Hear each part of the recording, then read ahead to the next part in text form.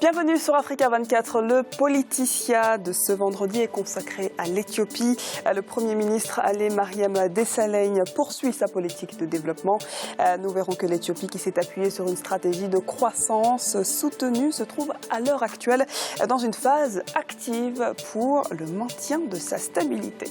Pour en parler, je suis en compagnie de Mesfin Alex, qui est activiste au sein de la communauté éthiopienne en France. Bienvenue, Monsieur Mesfin. Merci. Bienvenue également à Dr Ahmedine Khan, docteur en économie et en intelligence économique. Merci, bonjour. Bienvenue également à Mohamedou Dia, qui est lui journaliste. Merci de m'avoir invité. Et sachez que nous avons envoyé une invitation aux membres de la majorité présidentielle, mais que nous n'avons pas reçu de réponse positive pour participer à ce débat. Entrons sans plus tarder dans le vif du sujet. L'Éthiopie est une république fédérale à régime parlementaire où le Premier ministre exerce la fonction du chef du gouvernement. Et depuis 2012, c'est Hailemariam Desalegn qui occupe ce poste. Il est le chef du parti politique qui, à l'issue des élections générales de 2015, a réussi à faire élire le plus grand nombre de députés, à savoir le Front démocratique et révolutionnaire du peuple éthiopien. Retour sur le bilan de ce dernier dans ce sujet de Gladys Muamba et Aminata Diak. Le 21 septembre 2012, Hailemariam Desalegn est devenu le nouveau visage de l'Éthiopie en accédant au poste de Premier ministre, vice-premier ministre et ministre des Affaires étrangères en 2010. Il accède à la fonction de Premier ministre par intérim en août 2012 avant d'être officiellement investi en septembre 2012 après un vote du Parlement. Membre du parti EPRDF, Front démocratique et révolutionnaire du peuple éthiopien, au pouvoir depuis 1991, cet ingénieur hydraulique marié et père de 3 enfants, fait toute sa carrière politique à l'ombre de l'ancien Premier ministre Meles Zenawi, homme fort du pays pendant 21 ans. Se positionnant comme le dauphin de son prédécesseur, Hailemariam Desalegn s'engage dès août 2012 à poursuivre les travaux entamés visant à faire de l'Éthiopie un pays à revenu intermédiaire d'ici 2025. Nous avons mis en œuvre avec succès la première partie de notre plan de transformation et de croissance. Nous continuerons à obtenir la croissance à 2 chiffres enregistrés ces dernières années d'environ 11% par an. Après moins de 6 mois à la tête du gouvernement éthiopien, Hailemariam Desalegn est désigné pour prendre les rênes de la présidence tournante de l'Union africaine en janvier 2013. Son expérience d'ancien ministre des Affaires étrangères, combinée à cette nomination à la tête de l'organisation continentale, lui permettra notamment de développer la politique extérieure de l'Éthiopie et de revendiquer le leadership de la Corne et de l'Afrique du Nord-Est. La position de l'Éthiopie du président Desalegn est dans la continuité de celle de Meles Zenawi, c'est-à-dire que l'Éthiopie est un pion central. Déjà, c'est le siège de l'Union africaine depuis sa création. C'est un pays qui entretient à la fois des relations bonnes d'un point de vue politique avec les États-Unis et bonnes d'un point de vue économique avec la Chine. Donc au niveau des 2 grands, il est vraiment à la jonction de tout cela, ce qui lui permet d'être régulièrement sollicité pour parler au nom de l'Afrique. C'est aussi l'Éthiopie qui polarise, on va dire, la résolution des conflits dans la Corne de l'Afrique.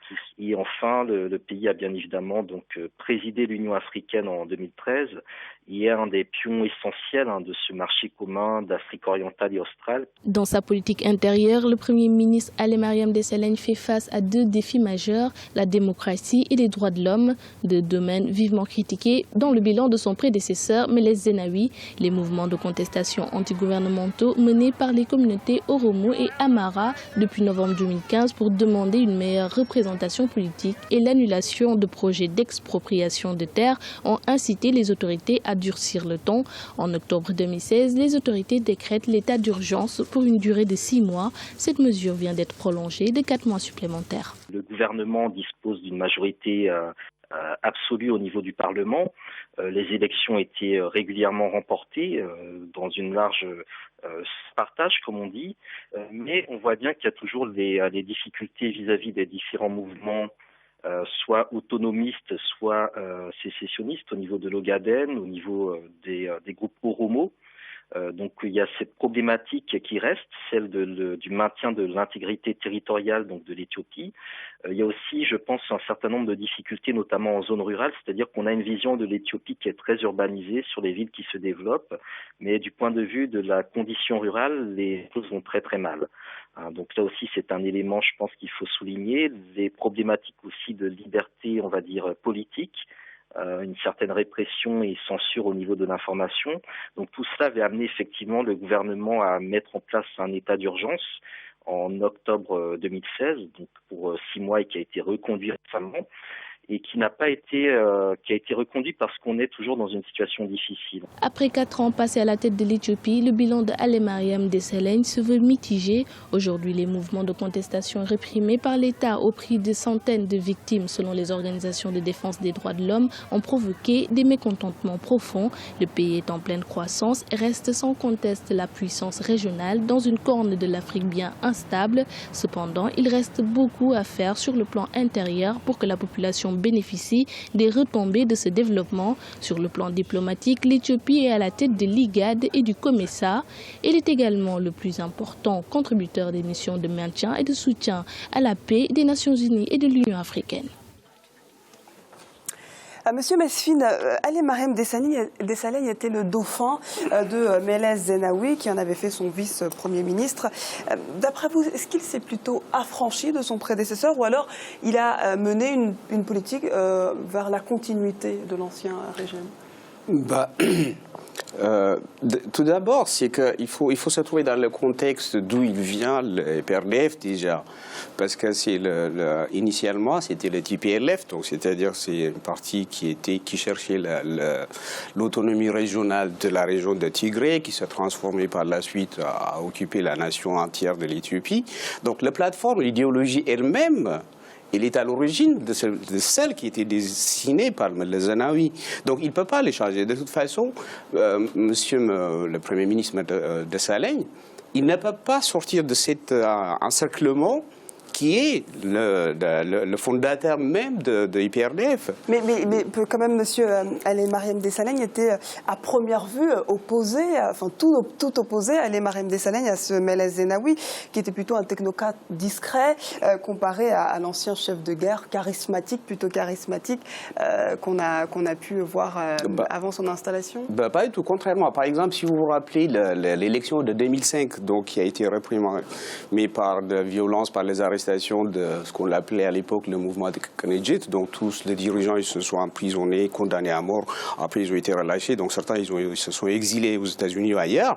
Maintenant on les appelle ils ont fondé une autre partie d'opposition qu'ils appellent ça Gumbot 7.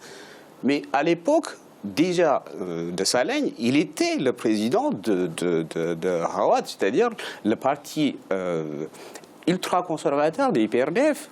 Donc il ne peut pas se détacher. Déjà en 2005, il était son bras droit de Meles Zenawi. Et on parlait aussi, au moment de la succession, de Berhan Gebre-Christos, qui était aussi un proche de Meles Zenawi et qui était ancien secrétaire d'État aux Affaires étrangères. On pensait aussi comme successeur. Pourquoi finalement le choix s'est porté sur lui, Hailemariam Desalegn, d'après vous?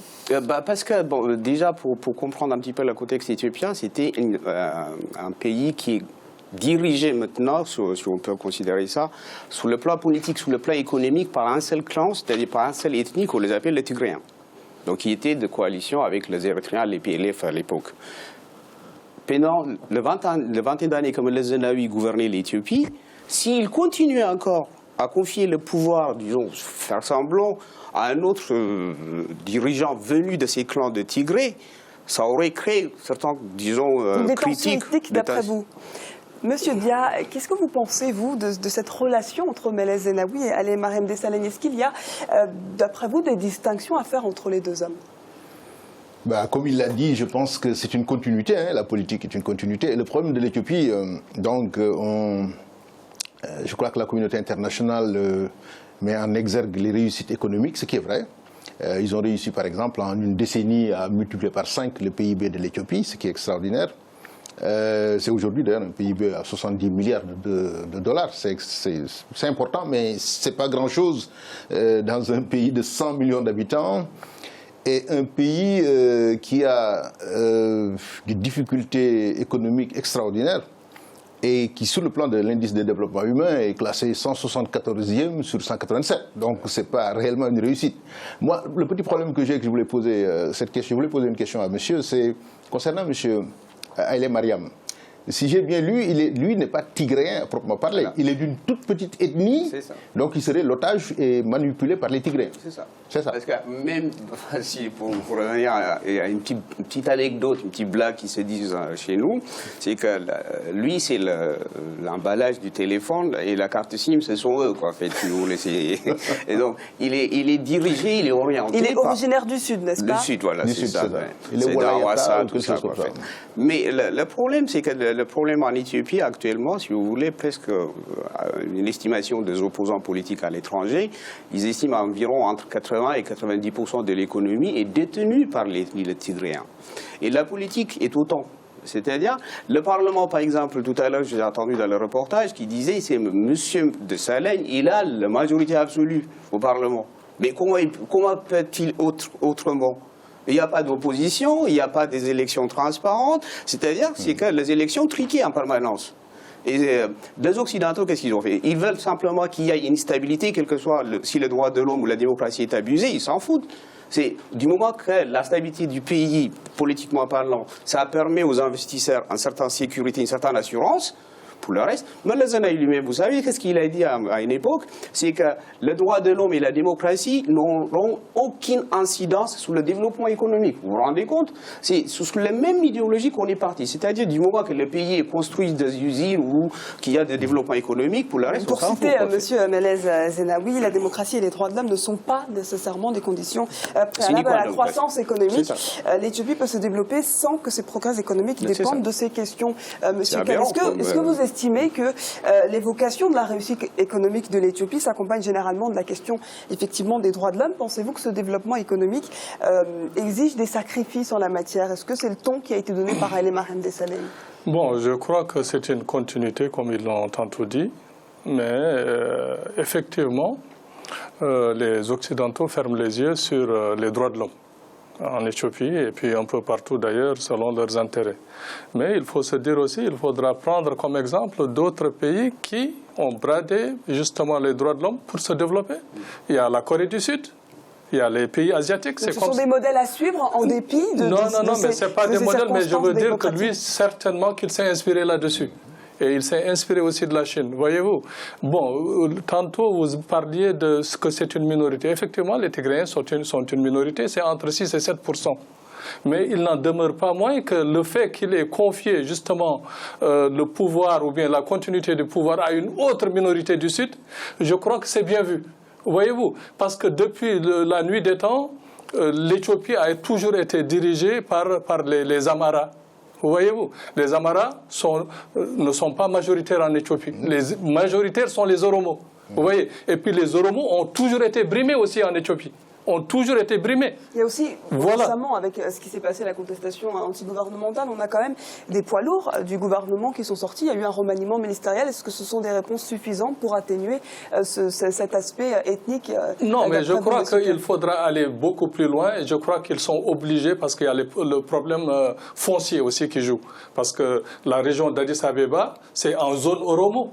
C'est en zone Oromo. Et puis la confiscation de ces terres, par exemple, et puis d'ailleurs, ça joue aussi un peu plus aussi la zone Amara. Il faudra se dire que, par exemple, quand il y a confiscation, parce que Addis Abeba doit s'étendre.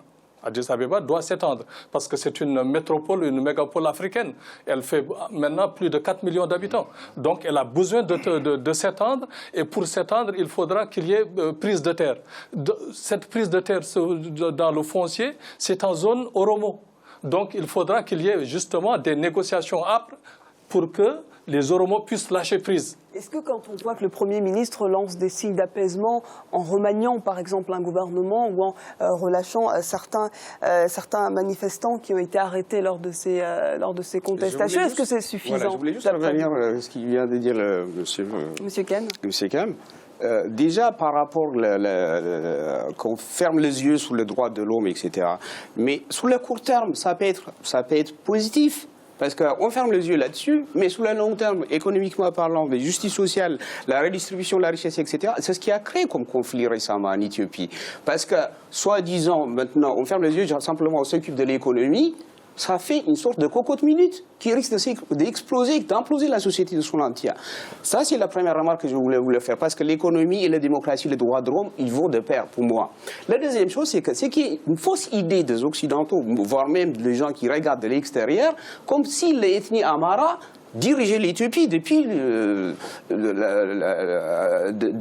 milliers d'années. Non, c'est faux. Parce que l'Éthiopie, jusqu'à 91 déjà, par exemple, de 64 jusqu'à 91, elle était dirigée par un régime militaire de Mengistu Haile Mariam. C'est-à-dire, c'était un régime communiste, il n'y avait pas Amhara, il n'y avait pas Oromo, c'était des militaires. Et quand on voit de véritables progrès, monsieur Messine, quand on voit des progrès comme l'investissement dans l'éducation, quasiment 100% des élèves vont à l'école, une trentaine d'universités qui ont été construites, des chiffres qui parlent notamment avec des croissances à 2 chiffres. Est-ce que finalement, vous pensez que cet aspect positif du régime n'est pas à mettre en avant aussi? Ça aussi, il faudra voir aussi l'autre côté de ce développement, soi-disant, éducatif. Moi, je connais l'Éthiopie, il y a environ 82 ethnies différentes en Éthiopie. Auparavant, qu'est-ce qu'on avait? On avait une langue officielle qui s'appelait l'amharique. Maintenant, ça n'existe même plus la langue officielle, on l'appelle ça la langue professionnelle, ils ont appelé ça, parce qu'au détriment des autres langues, etc. Qu'est-ce qui se passe en Éthiopie? Je travaille en tant qu'interprète, en tant que traducteur pour les demandeurs d'asile en France. Vous vous rendez compte, des gens venus de l'Éthiopie, qui parlent oromo, qui parlent, etc., on n'a pas la même langue qui nous met en relation.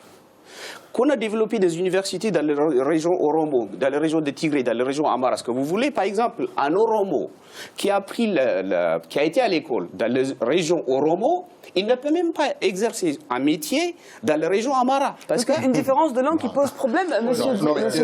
Le problème est d'une complexité extraordinaire, mais il est lié au fait qu'en 1994, donc quand ils ont installé la nouvelle constitution, quand ils ont battu, enfin, fait exiler d'ailleurs Mengistu, et que donc le régime marxiste est tombé, ils ont décidé de faire une nouvelle constitution.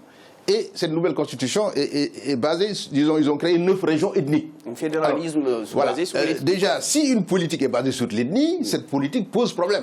Parce que du point de vue républicain, je pense qu'il faut plutôt encourager l'intégration et la mixité plutôt que d'isoler les ethnies. D'après vous, M. Dias, ça a été une erreur de répartition de ces régions? Bon, peut-être pas nécessairement dans un premier temps, parce que quand même l'ethnie est une réalité incontournable. On le voit dans toute l'Afrique, mais ça ne doit pas être une réalité irréductible. Je ne sais pas si je me fais bien comprendre.